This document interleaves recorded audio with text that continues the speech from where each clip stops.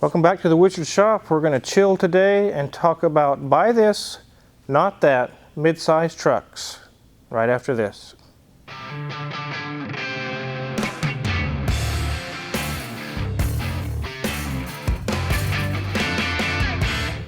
I'm glad you guys could follow along today and come chill in the shop with me. Today we're going to talk about mid-size trucks.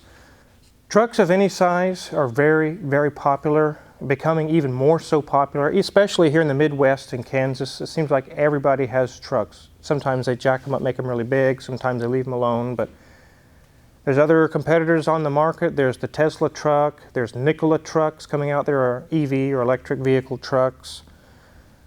And a lot of the manufacturers where they had stopped making Rangers or stopped making different models, they're actually starting to bring them back again because that market, it seems to be opening back up. People are buying these trucks a lot more than they used to. I'm not sure what changed. Why did it drop and all of a sudden the demand is back again? I don't understand all that, but Ford's going to be re-releasing the Ranger. Jeep has a Gladiator. For years they had Jeeps and Jeeps and Jeeps. They didn't really make any trucks. Way back in the day they had the J10 trucks. But it's quite a large gap until we get to the Gladiator. And as you can see on Hoovie's Garage, he actually owns one. He has a white Gladiator. There's been several people around here buying them, and they look pretty nice, a pretty cool truck. But it seems they're trying to really latch on to that mid-size truck market. If you were in the market for looking for a mid-size truck, but you're not a brand new one, that's really expensive, hopefully this video can help you out to kind of weigh and weed through the different models and decide which one you want and which one you may not want to buy. Now, I'm not talking about the tiny little trucks like the Datsun 1500 or the 1300 or the Volkswagen Caddy truck, those little tiny trucks. That's not what we're talking about today. We're talking about mid-size, Ranger, Dakota, Canyon, things of that nature. Someone actually called the shop just recently and said, hey, can you guys do mid-size trucks? And I actually hadn't thought about it. Said, yeah, you know what? That'd be a great video. Let's go ahead and do that. Today I have 5 makes, major automotive manufacturers that we're going to go over. We got General Motors, Ford, Chrysler, Nissan, and Toyota. Some of these categories are the same model because that's really, they make one model of mid-size truck, but there are certain years or certain variations that are ones not to buy, and then there's ones to buy, and that's basically what we're going to cover today. So we're going to start today with General Motors trucks. And we're actually going to start with one of the models of trucks I've actually owned when I was in the military. And the one I would recommend to buy is 1994 to 2004 Chevy S10. I actually had a 97 S10 when I was in the military with the 2.2 4-cylinder and a manual transmission. And that's precisely the one I'm going to recommend to buy on the General Motors segment of mid-size trucks. They're very, very reliable. And when things do go wrong on them, it's usually very cheap and very, very easy to repair. This would be a mid-size pickup truck that I could almost disassemble and reassemble it blindfolded. They're that simple to work on. It's still pretty stylish. They still look really decent. They get really good fuel mileage.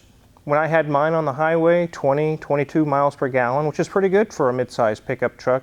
Now, you're not going to tow a 5,000-pound trailer with this. It's for lighter loads, and that's why you would purchase a mid-size truck, is for lighter to medium loads. And in that range, it's a perfect truck for in the General Motors segment. It's a really, really good truck. I really recommend those. They do have V6 models.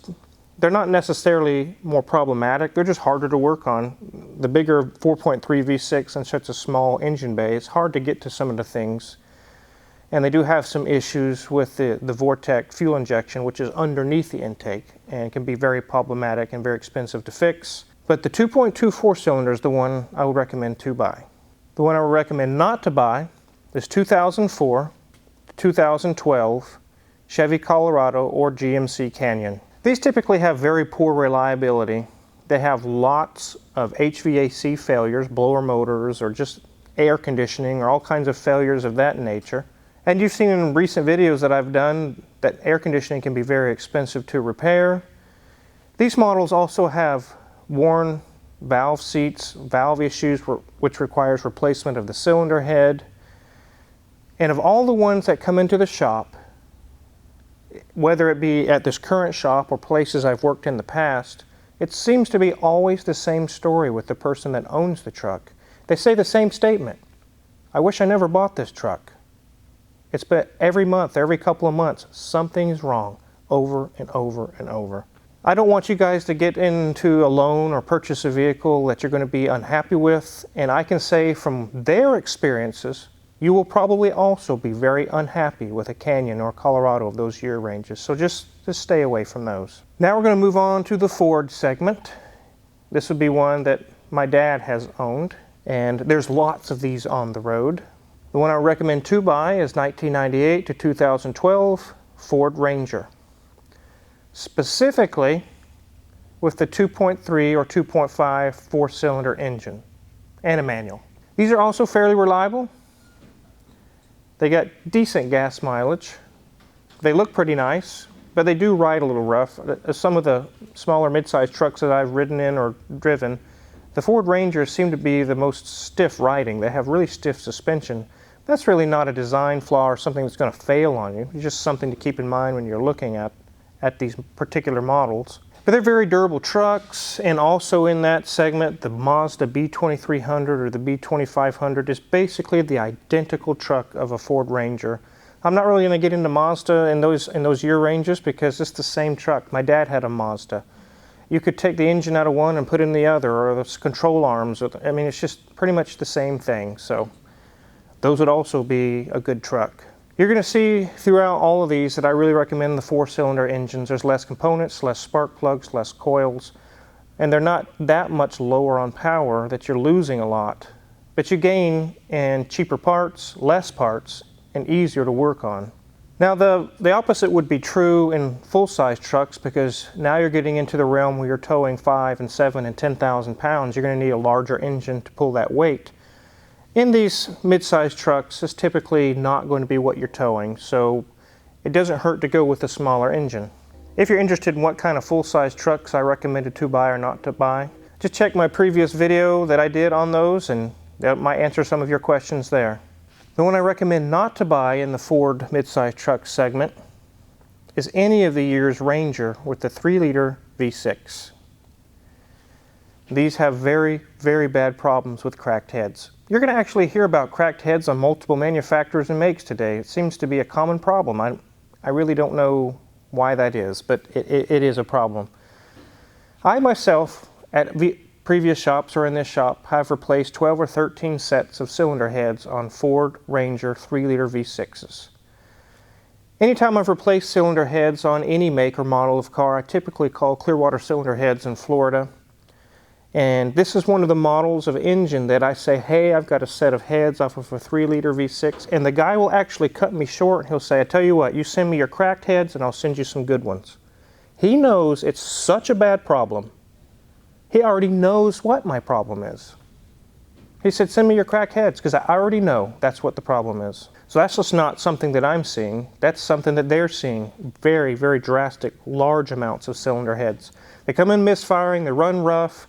An inexperienced mechanic tries coils and plugs and all kinds of different things, vacuum leaks, and it always ends up being the cylinder heads. I don't want to see you guys get stuck with a vehicle like that, because it could be $2,000, $3,000, $4,000 depending on what it needs.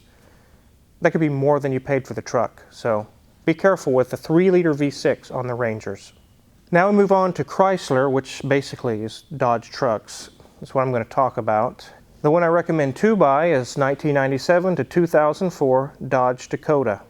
And here again, specifically with the 2.5-liter four-cylinder and a manual transmission. Not the 3.9s or 5.2s. Those are also an engine with cylinder heads that if you call Clearwater Cylinder Heads, they will say, send me your cracked heads, I'll send you some good ones. They're that bad, guys. They really are. But these Dakotas do look decent, and they're not so good on gas, not as good as the Rangers or the S10s, but they're okay, they're fair. But this would be a decent looking truck that's going to be fairly reliable with the four-cylinder, and it's going to get the job done. It'll tow light loads for you. You'll also find that the Dakotas have a little bit more room, interior room, a little bit more bed space. They're a little bit larger of a truck, but they're still in the mid-size segment. The one I recommend not to buy is 2005 to 2011 Dodge Dakota. with the 3.7 or the 4.7 engines, being V6 and V8 respectively. These are known very heavily for blown head gaskets, and again, cracked heads. Imagine that, cracked heads. We're in a completely different engine range, and here we are again, cracked heads. I personally have diagnosed 4.7 V8s over and over with cracked heads. I haven't actually been able to do the job for someone on a 3.7 or 4.7 because we got timing chains and overhead cams, and the cost to do the heads on those is $4,000 to $6,000. It is so high. No one has ever paid me to do it. If I'm going to pull your cylinder heads off of one of these engines for you, we're going to get new heads, new head gaskets, which is a no-brainer. And you say, well, where does the other cost come in? And that is new guides, new timing chain, all new timing components. Because I guarantee you I'm not going to do all that work and put your old timing chain stuff back on. The timing chain parts add up. The heads are expensive. You got all those expenses plus the 30-some hours of labor. You won't find it cheaper than that. And if you do, I wouldn't trust the mechanic doing that work. Typically, when these vehicles get to the point where they have cracked heads, they also have some higher mileages on them. And again, I'm not going to put high mileage timing chains back on a vehicle. That will bite me in the end, because then the timing chain does fail from age or wear. And then the question comes along, why didn't we address this when we had the heads off? And my answer will be, because you didn't want to spend the money. Stay away from those engines. It could be Jeeps, it can be anything with the 3.7, 4.7, don't buy them. Now we're going to move on to Nissan mid-sized trucks. And this one's going to be kind of wonky, it's kind of weird. We're going to actually recommend some older trucks because of personal experience. The one to buy is 1985 to 1997 D21 hardbody. These trucks are tough as nails. This is where in the year range where they absolutely knocked it out of the park. They got everything right. The engines are tough, the trucks are tough. These things are super, super reliable. I haven't seen a whole lot of them in the shop because usually the owners fix it themselves or it just doesn't break. But I see some of these on the road still going. They got lots of miles on them. They're still serving their owners very well. I have nothing but high marks for these D21s. They're very good trucks. Ones not to buy, 2005, 6, and 7, Nissan Frontier.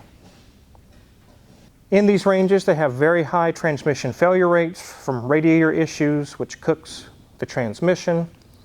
If you're getting a 2.5 liter 4-cylinder, they have blown head gaskets. I myself have done loads of those on Altimas and all different types of Nissans. They blow head gaskets like the sun comes up every morning. Very, very common. So this would be a 4-cylinder I would recommend not to buy. Actually, don't buy it. Just don't buy a Frontier 2005, 6, 7 in those ranges. I don't care what motor it has. Just don't buy one. Also, the 4-liter V6s in these had drastic, huge numbers of timing chain problems. Very, very expensive. As the years go on, it seems like they address these issues and they do a lot better and things get a lot better, so I could recommend one of those. But 2005, 6, 7 Frontier, just stay away. And lastly, we're going to move to the Toyota segment. And as I've always said, if you're looking to buy a vehicle, always get a Toyota. No car manufacturer is perfect. If they were, they would put every other manufacturer out of business indefinitely. But Toyota comes close. It comes very close. The one I recommend to buy is 2008 or newer Tacoma. They're very nice looking trucks. They are very reliable. They're very powerful. They're a little bit larger in these year ranges and they get the job done. They really are good trucks. They're very, very capable.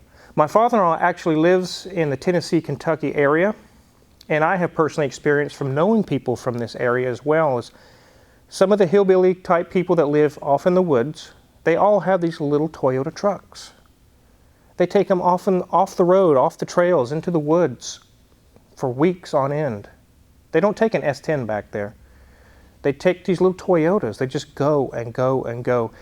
Some of these people, they don't have the time or the resources to be dumping money into vehicles, so they choose a Toyota, they choose wisely. They really are that good of a truck. Actually, in the Toyota segment, there is a year range or a group of trucks that I would recommend not to buy. And that's the 95 to 2007 Tacoma. And these problems aren't inherent or great in numbers, but I have to list something for Toyota, so I'll choose those. They have lower ball joint issues that they were replacing those under a recall. They're failing left and right really badly. If you get the recall done, it takes care of the problem. But there was a range there that they were really bad on the ball joints. And the 2.7 liter inline four, this would be a 4-cylinder I would not recommend to buy in these year ranges, as they have burn valves. There's a lot of reports on the National Highway Safety Transportation webpage. You can go and look at all this stuff yourself, and it lists a great number of burn valves on these engines. Based on those alone, I would say if it comes between an 06 or an 09 Tacoma, just go ahead and get the 09 based on what's out there, the information that's out there on the earlier models. So those are the ones I recommend not to buy for Toyota. Make sure before you go to check the description below. There's all kinds of links down there and tool links and things of that nature, all really cool stuff you can check out. If you haven't subscribed already, go ahead and do that now. And if you haven't already, tell your buddies, tell your friends about the Car Wizard. They can come check out all kinds of really cool information, maybe help them out as well. And as always, thanks for watching.